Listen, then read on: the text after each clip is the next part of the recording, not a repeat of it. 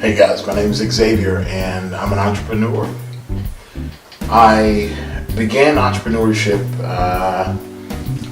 back in, I guess it was the late 80s, early 90s. I used to take my bike around the housing projects of McDonough, and I would go to the grocery store for the elderly, and I'd pick up, bread and whatever, small groceries, and go pay bills for them, things like that. And it was interesting because when I would get back with my bike, it was hot, and so a kid is thinking about working, you're thinking about playing. It was interesting. I'd come back and they would give me 50 cents, or they give me $1, and back in the late 80s, early 90s, that was a big deal. That was a big deal. My late father was an entrepreneur. He owned a gas station in McDonough. My mother worked in a factory, and my grandmother raised me once they passed. And so they passed very unexpectedly when I was very young. And moving over to the housing projects with my grandmother was something that I knew that would change my life, and it did. My late older sister and I moved over to my grandmother's house, and that's kind of how my entrepreneurship endeavors began. When I was, like I said, with my bike and running errands for the elderly folks, and I think I just got the bug, really early. And one of my earliest ventures that I branched out on was a karate studio. I was 18. I rented a small little workout area in above a gym. It was very hot up there, and I only had a couple of students.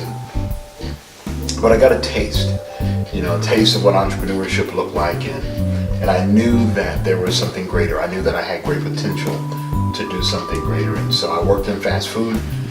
Coming through high school, I ended up having my oldest son. He was 21 when I was a senior in high school, and so I had to finish school, with alternative methods, and because I had to go to work, and I was on my way to the Marine Corps, and chose not to go, because it was more important for me to be a dad than it was for me to be a Marine.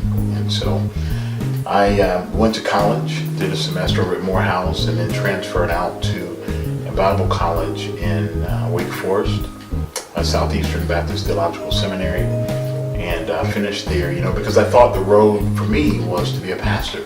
And I did pastor. I pastored when I was 19. I pastored again in my early 30s. And my faith, I believe, led me in entrepreneurship. But I think at the end of the day, it was my faith that also led me away from pastoring. It was, I had some issues, and I was kind of a rebel pastor, right? I believed in serving our community and serving, our members, and it was more giving. And the church just had a different mindset, or this particular church did had a different mindset, and so that wasn't good for me. And so I haven't pastored in a few years, and I don't think I'll ever go back to pastoring. I get the opportunity to serve, doing what I do now, working with entrepreneurs, and that's great. From time to time I get to share my faith, and we go from there. So I think that's big for me. My faith is what leads my entrepreneurship endeavors. Right now I have seven different companies, and we do okay. We do all right. And the people that work for me and have worked for me in the past, it's been a great journey. I'll say that. I believe entrepreneurship is so much like a marriage. I think when you choose to be an entrepreneur, you're choosing a relationship, and it is definitely going to have its hardships. It's definitely going to have its trials, and it's definitely going to mature you. As you continue to move forward, as you continue to live through entrepreneurship, you're going to get some great things out of it. So my motivations for being an entrepreneur was truly my children. Even though I've had the bug for years, I never wanted to be in a position where I couldn't spend time with my children. There was a moment where I achieved success very early in life. Graduated college and got into massage therapy. surprisingly, and owned a massage therapy practice and got into education, and I found out I had some decent leadership ability and left fast food and all that stuff and went into education and began to run colleges and was a college executive for years. And I made plenty of money, but I wasn't home with my kids, and that was an issue for me. In looking at what entrepreneurship has given me, it gave me the opportunity to be a parent, right? It wasn't about the money.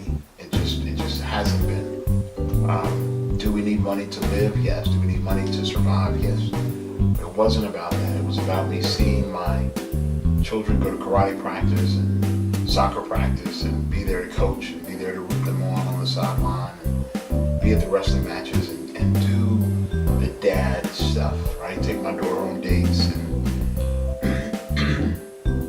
though that was my motivation.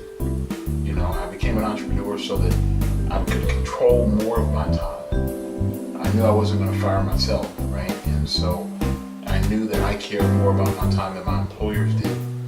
And so I wanted to create an environment where that was the idea of the day, is for me to be with my children.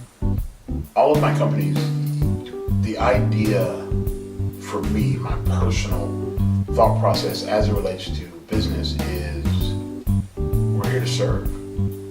And if our business can't serve our community, if we can't focus and give a phenomenal experience from a service perspective, then why are we in business? When I created the Thrive Business Institute, the legendary Leadership Academy, the idea was to train entrepreneurs, right? And to give them the tools that I didn't have,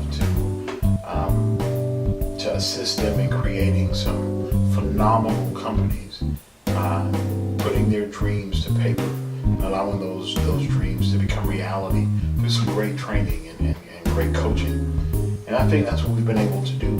And so as we develop, this course here, that's what I hope our students get out of it. It's they understand my heart, and they understand that I have a heart for service and a heart for giving them information and making sure that they know that they're not alone in this entrepreneurial journey, and that you can do this.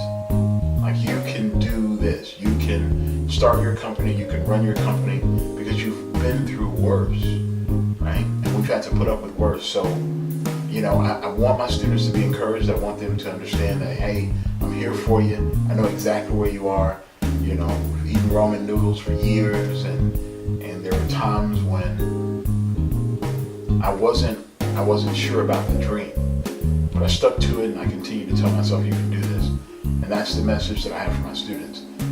Stay the course. Like, you can do this, all right? Yeah. Well, again, I'm Xavier, guys. It's a pleasure. I look forward to a long relationship with you. I'll see you in class.